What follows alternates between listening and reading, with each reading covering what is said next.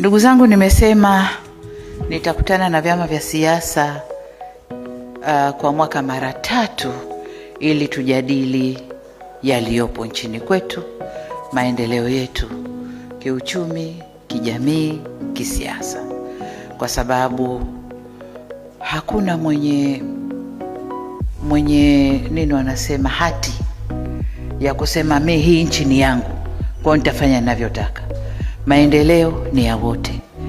Democracy is about shared prosperity, shared responsibility before prosperity.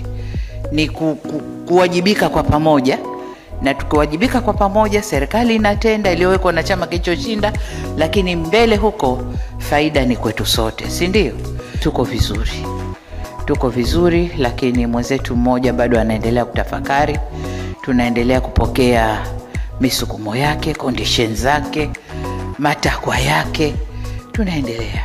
Pande mwingine, kwa upande wa Zanzibar, tumepiga hatua kubwa na hatua nzuri sana.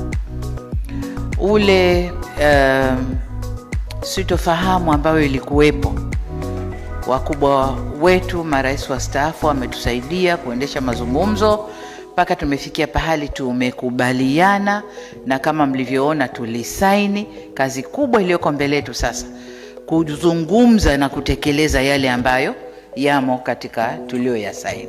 Tuzungumze, tunataka mwelekeo gani, tunakwendaje, tunakwenda vipi, na wenyewe wakimaliza haya tunakwenda kwenye swala la katiba. Pia tunakwenda kwenye swala marekebisho ya katiba ya Zanzibar kutokana na mambo walioyazungumza. Na kwa upande wetu tukimaliza tume hii ya nani ni nani, na hatusubiri kumaliza, tayari nadhani tutakuja kwenu.